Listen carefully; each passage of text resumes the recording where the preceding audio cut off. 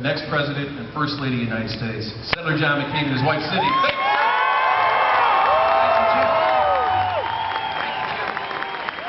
Thank you very much. Thank you, Jim Durkin. Thank you for your support. Thank you for your friendship. Thank all of you for being here. We have a friend traveling with us who is the wife of the great senator from the state of Florida, Mel Martinez, his wife Kitty. Please say hi to her.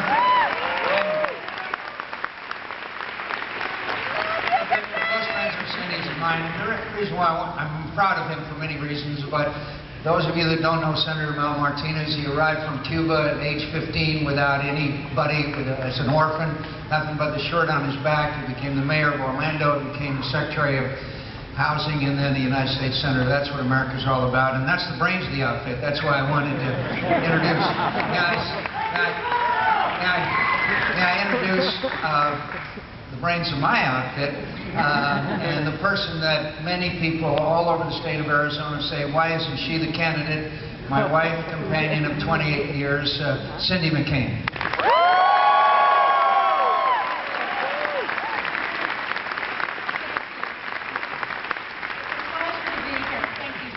Coming out tonight and joining us, and I from the bottom of my heart, thank you for taking a hard look and supporting my husband.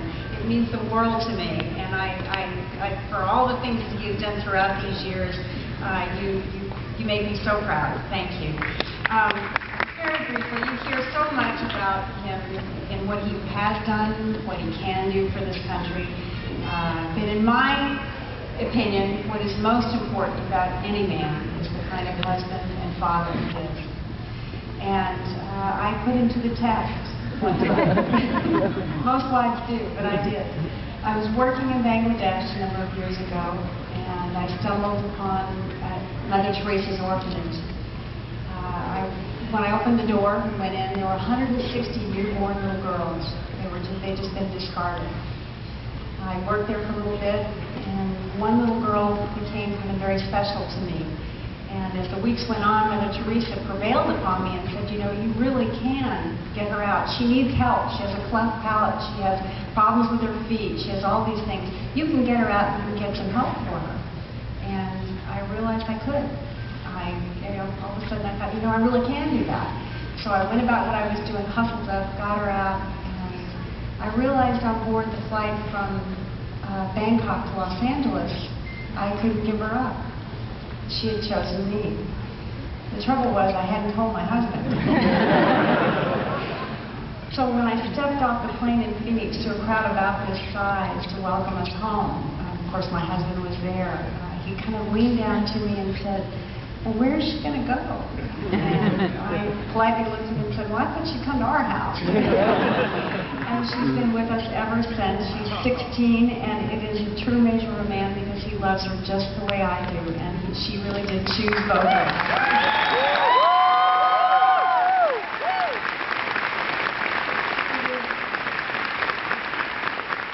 It is a measure of a man, I believe, to teach his children the best qualities. And we, as you know, have two sons that are both active duty military, and our oldest daughter as well.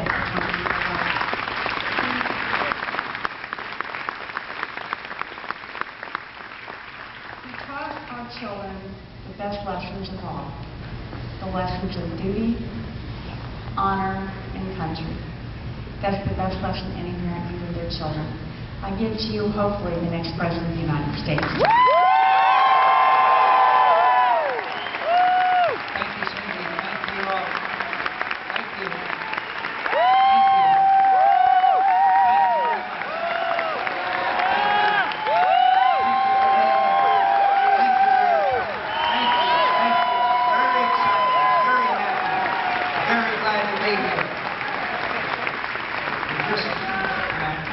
Of course, thank Jim Durkin again, Congressman Peter Rossman. Peter, where are you? Thank you again for your support. Thank you for the great job you do. And Congressman Mark Kirk, thank you both for being here. And there's another old friend of mine that I was a lousy pilot like I was. You know, it doesn't take a lot of talent to get shot down. As you know, I was able to intercept a surface-to-air missile with my own airplane years ago.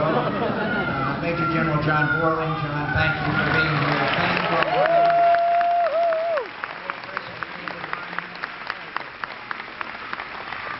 I say that we just came from... oh, now, come on. Not all people come to a lot of live rallies. They're always polite. Now, be polite. He's going to be okay. I hope. Anyway, thank you all for coming, and we just flew in. We had a couple of stops, but we were in California earlier today, and I was so happy yesterday, as you probably noticed, to get the endorsement of the Terminator, Governor Schwarzenegger.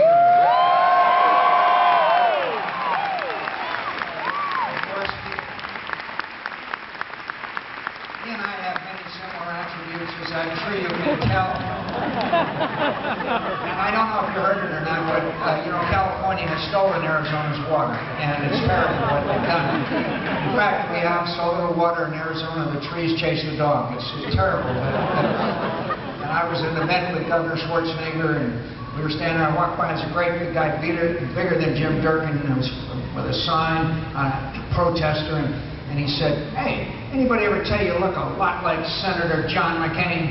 And I said, "Doesn't it just make you mad as heck?" So I'm glad for your introduction. I'm glad you're here. And I want to thank all of you for being here.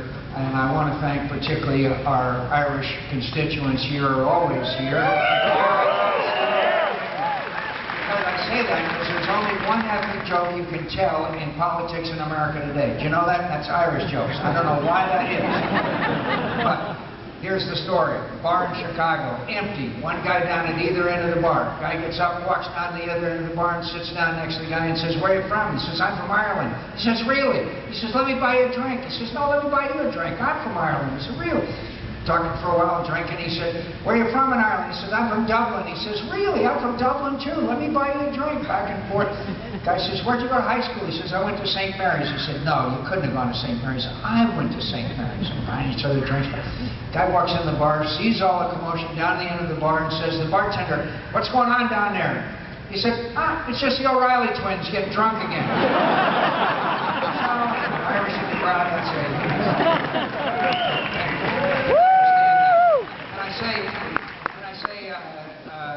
Beginning, I'd like to, whenever I go to one of the events, and we're having a wonderful time, I'm telling you, this is just marvelous. I can't tell you how wonderful it's been to go across the country, and after a great victory in Florida, before that South Carolina, New Hampshire. I'm going to win the President of the United States. I'm going to compete right here in the heartland of America, the state of Illinois. I'm going to compete and win.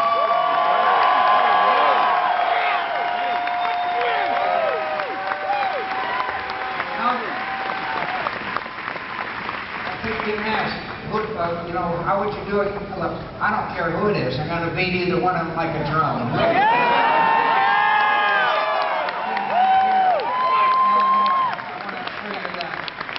want to assure you that.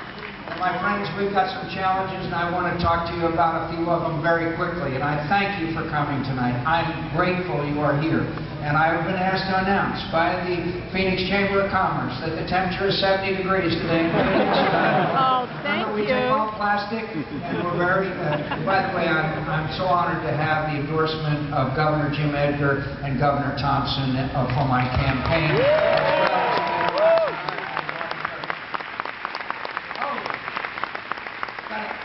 We got to ask him to at least make an appearance. Here he is, Governor Thompson, one of the great governors of the state of Illinois. One of the great governors.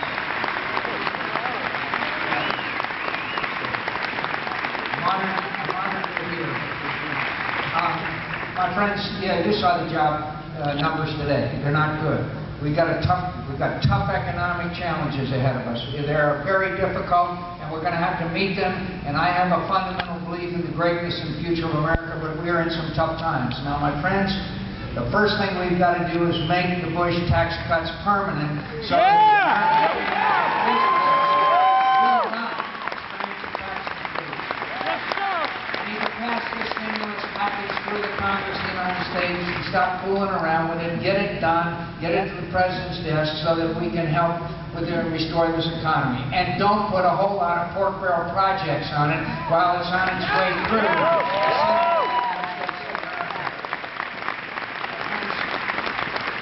Called the alternate minimum tax. Many of you may not even heard of it. It was invented some years ago, and it was only for the wealthiest of Americans. It's about to attack 25 million American families. That tax has to be abolished. That tax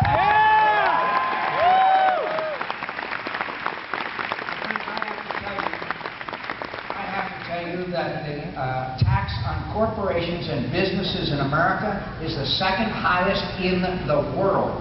Only Japan is higher. We have to cut that corporate tax rate from 35 to 25 so that businesses will stay in America and will keep jobs in America, and we will bring this country back. There are a lot of things we need to do, including depreciation on new acquisitions and equipment so that we can be done in a year. We have to encourage research and development. We have to do a lot of things. But my friends, the other thing we got to do is stop the out-of-control pork barrel spending in Washington, D.C. that has lost us every election. It's inexcusable, and I will stop it. And I will stop it. My friends, let's have a little straight talk amongst us Republicans and Democrats and Libertarians and Vegetarians and Trotskyites who are here. Thank you for being here. Look, why did we lose the 2006 elections, we Republicans? It wasn't because of the war in Iraq, and I'll talk about that in a minute, but it was because we let spending get completely out of control. We came to power in 1994 to change government, and government changed us, and the American people and our Republican Party became dispirited. My friends, I often steal a line from, many lines from Ronald Reagan, but one of them that I've stolen is Ronald Reagan used to say, "Congress spends money like a drunken sailor. Only he never knew a sailor, drunk or sober, with the imagination of Congress." And that's a pretty good line. I enjoy it. And I say it all the time. I'm not making this up when I tell you, about 6 months ago, I received an email from a guy that said, "As a former drunken sailor, I resent being compared to members of Congress." You can't blame me. You can't blame me. My friends, let me put it in terms that I think maybe brings it home to you. In the last 2 years, the President of the United States signed into law 2 big, huge spending bills that had a total of $35 billion of earmarked projects on them, these pork barrel projects. My friends, for that same pork barrel money, we could have given a $1,000 tax credit for every child in America. Now, what do you want? The bridge to nowhere? The bridge to nowhere in Alaska, or a $1,000 tax credit for every child in America? I think we know the answer to that. We've lost our way. I've got an old pen that Ronald Reagan gave me years ago. I'm going to veto every single one of these pork barrel bills that comes across my desk. You will know that.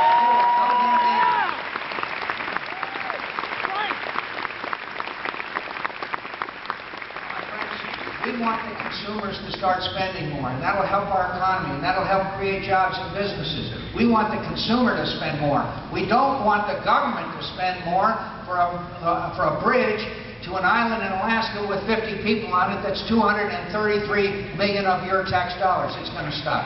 It's going to stop, and we're going to restore the confidence of our Republican Party in our fiscal conservatives. I'm always touched.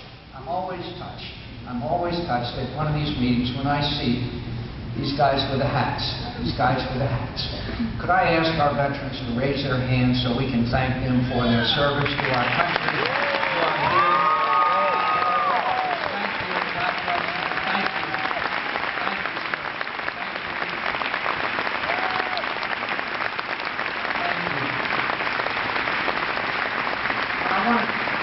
I want to talk about our veterans with you for just a minute, okay? And again, I've got to give you straight talk. The care that we're providing, health care we're providing for veterans today is inadequate and unsatisfactory. All of us know about the scandal at Walter Reed Hospital. We all know about that. And we know that our veterans are not receiving the care that they have earned and deserve. I carry around with me all the time a statement that George Washington made in 1789, a brief statement. The willingness with which our young people are likely to serve in any war, no matter how justified, shall be directly proportional to how they perceive the veterans of earlier wars were treated and appreciated by their nation. My friends, George Washington was right in 1789. So we care not only about our veterans who have served, but motivation for young Americans to serve as brave young Americans are serving today. And I want to assure you, and I've got to give you some straight talk, it's a tough war, There's going to be a lot of PTSD out of it, and we're going to have to treat it. And there's going to be the wounds that are inflicted by these terrible explosive devices, these IEDs, as you know. And thank God, the good news is that we are able to save so many more lives because of the rapidity with which we get them from the battlefield to hospitals and treatment. But it's going to take a lot of expansion of the VA. But here's the problem, and we're going to do that. But here's the problem. For routine health care needs today, a veteran has to drive for an hour or 2 hours or more, arrive at the VA facility, stand in line, and get an appointment to get an appointment. I want to tell you, when it's a routine health care need, one of our veterans has, I'm going to give that veteran a plastic card to take to the doctor or the health care provider of his or her choice and get the treatment that they need immediately. Don't wait in line.